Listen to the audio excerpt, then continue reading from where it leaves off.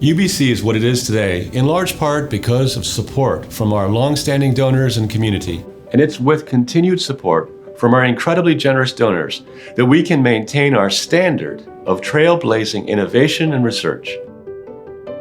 Donors are so important to the university in that they provide the funding that will enable us to attract some of the best and brightest students who will go on and make tremendous impact on society and technology and companies here in BC and in Canada.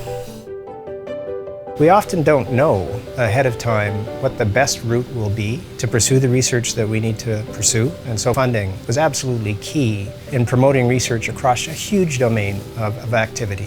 When you look at infrastructure, in this case, the infrastructure is not just the instruments we place in these laboratories, the infrastructure is actually the laboratories themselves.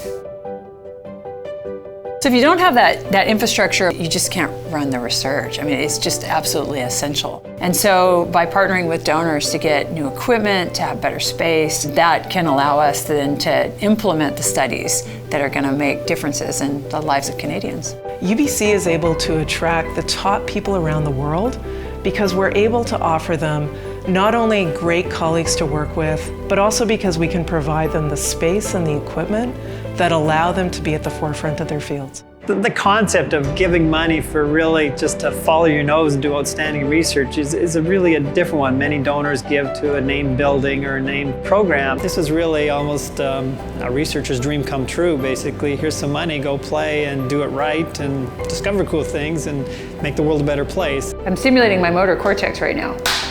So this is a way that we can directly interact with human cortex, and we can stimulate to understand both how excitable their brain is, and then it can also be used as a therapeutic and actually alter the excitability of the brain.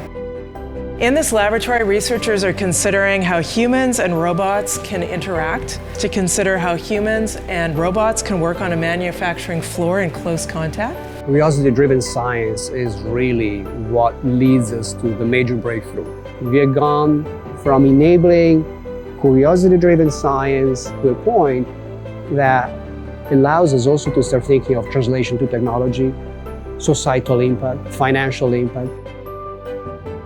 When I arrived at UBC, I was attracted by the balance between research and teaching excellence at UBC. And in the 20 years I've been here, I've seen it grown from a provincially known university to a world-class university. We're so deeply grateful for all of the generous support we have received. And with your help, we can continue our journey of research excellence.